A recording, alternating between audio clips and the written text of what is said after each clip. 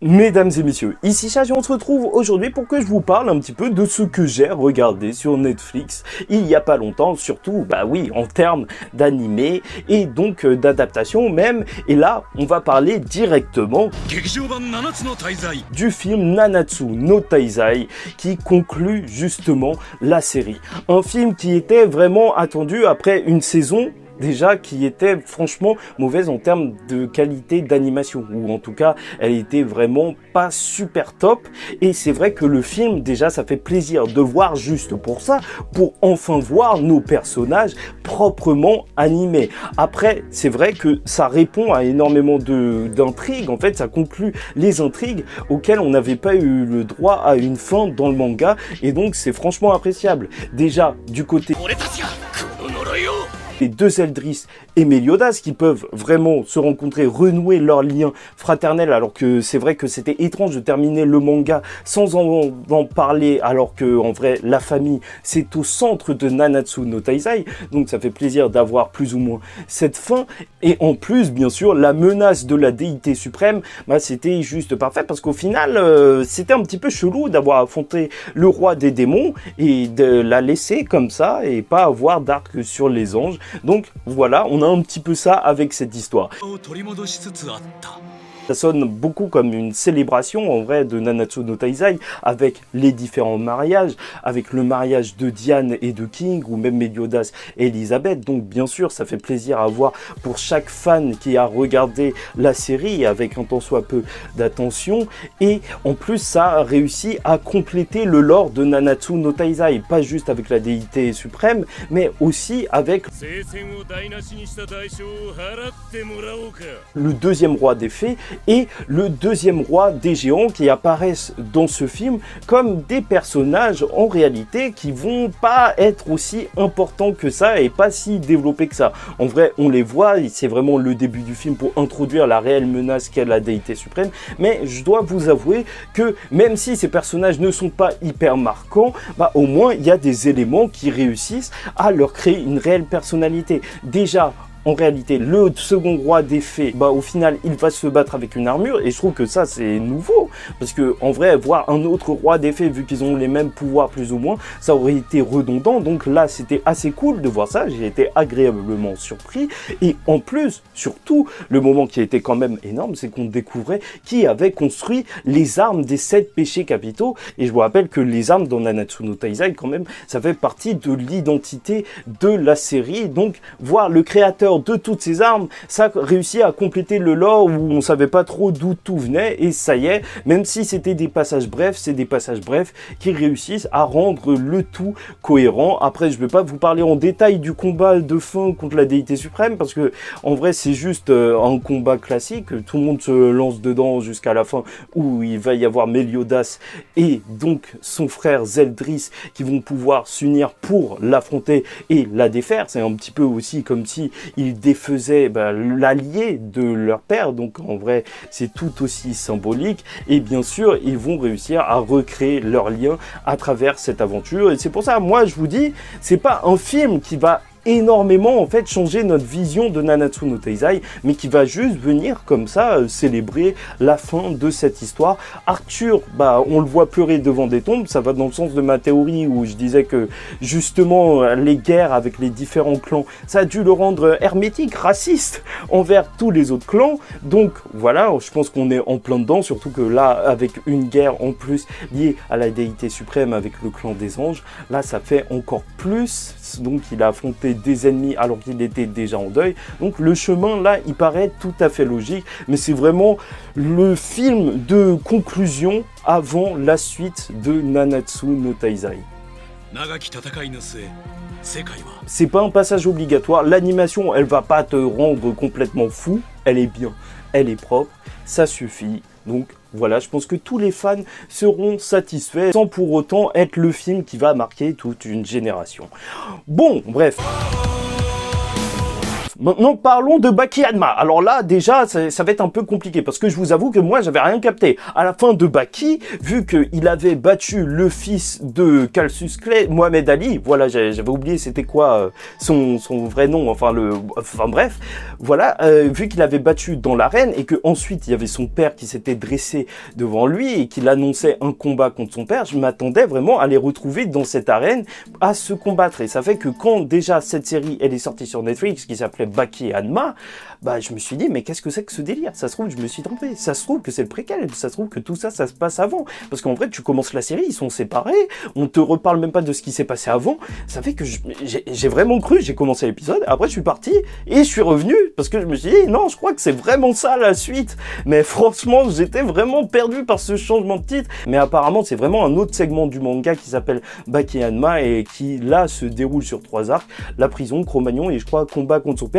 Mais en gros, en fait, ça se sent que ces 3 gros arcs, ils vont juste être la même chose en vrai, la préparation au combat et le combat contre son père. Et là, tu le sens directement dès cette saison. En fait, cette saison, elle va juste avoir pour but de montrer la valeur de Baki par rapport à son père. En fait, c'est même en quelque sorte l'égaler qu'il devra faire, vu qu'en vrai, là, dès le début de la saison, on t'annonce que le mec se bat contre un éléphant géant en Afrique qui ressemble à un dinosaure, ok, mais Baki, lui, va donc essayer de faire de même, et même essayer d'aller plus loin, donc on est en pleine préparation en réalité pour ce combat, avec le combat contre la montre religieuse. Bon, j'en passais des meilleurs, c'est vrai que c'était très marrant, le voir se faire tabasser et saigner, voler dans tous les sens à cause des personnes, alors c'était juste excellent. Mais c'est ça qu'on aime avec Baki, et c'est ça que j'ai apprécié lors de cette saison, c'est qu'on va toujours à fond dans le délire. Quand t'es dans le délire, tu te mets à kiffer, c'est super grotesque,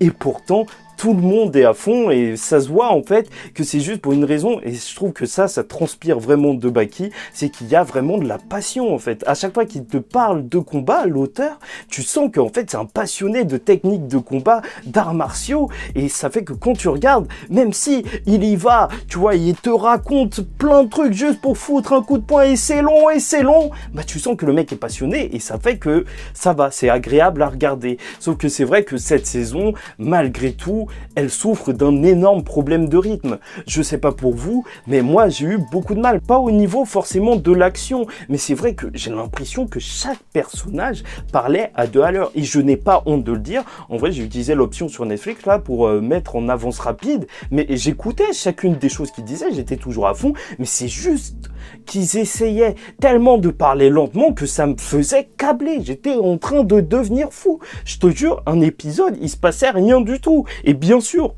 normalement, on devrait pas faire ça parce que ça fait partie en fait du propos artistique. En vrai, mettre du temps comme ça avant chaque coup, c'est vrai que ça crée une impact particulière, ça crée une ambiance, une atmosphère particulière avant chaque coup. Parce que tu vois, si je te raconte à quel point tu vas avoir mal quand je vais te foutre un pain, alors bien sûr, tu vois, tu vas t'attendre à avoir mal. Mais là, je te jure que c'était vraiment trop. Après, c'est vrai que c'était super intéressant de se retrouver dans l'environnement de la prison. Et c'est vrai que ça, c'est quelque chose que j'apprécie énormément dans Baki.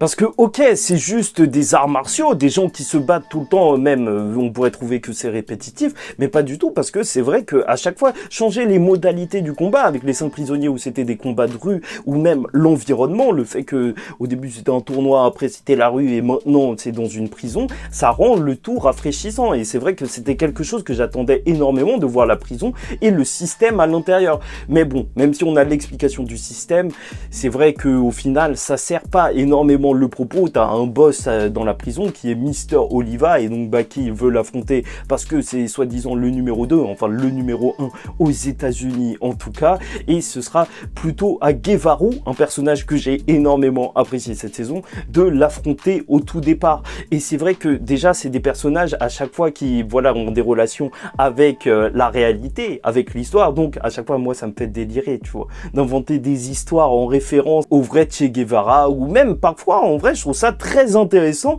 comme le fait que Iron Mike, en vrai le chef de la prison, il voulait pas le laisser sortir, enfin il avait reçu cet ordre juste de le défoncer pour qu'au final, une star de la boxe ne soit pas quelqu'un de condamné. Et c'est vrai que ça, c'est super intéressant, surtout quand il t'appuie ça avec des faits historiques. Et bon, les combats contre les triplés, j'en passais des meilleurs, vas-y, au revoir. Mais après, Guevara contre Mister Oliva qui a l'air d'un cinglé jusqu'à ce que tu vois qu'il a une femme, parce que avant, moi, je n'y croyais pas, bah, c'était un combat énorme. Et Baki, la qualité, c'est que t'es sûr de rigoler. Je sais pas pour toi, mais j'étais complètement mort. Quand t'avais toute la prison qui était à l'arrêt, le directeur qui disait « Ouais, s'il y a quelqu'un qui s'évade !»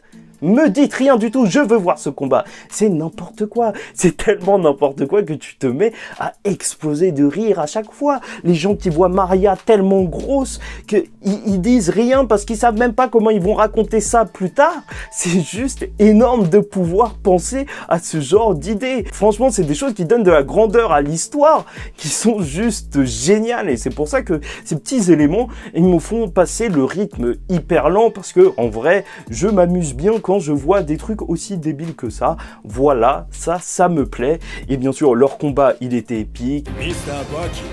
En plus, c'est vrai que Guevara, il est très charismatique face à Oliva qu'on avait pu voir précédemment. Donc, peut-être qu'on aurait pu être plus de son côté. Mais au final, Oliva, même si au début, j'avais un petit peu de mal avec le personnage, bah, le développement qui est fait, surtout en rapport avec sa compagne, en vrai, toute l'histoire de dignité après qu'elle ait pris des médicaments et qu'elle ait grossi. Et donc, lui, à la fin, avec sa défaite et qu'il ne sache même plus comment se comporter, je trouve que le parallèle, il est très intéressant où tu vois qu'en fait, eux deux, ils doivent accepter, malgré leur fierté, la défaite, et même que Mister Oliva doivent accepter que Baki, en vrai, c'est un vrai mec, ça, c'est un mec libre, tu vois, il s'en fout si on lui pisse dessus et tout, et le combat, il était juste énorme. Le jeu de mise en scène, où franchement, là, j'ai complètement câblé, où chacun des prisonniers qui voyait le combat, il racontait le combat d'après ceux qui l'avaient vu, c'était juste génial en matière de mise en scène, pour te dire à quel point c'était énorme, en fait.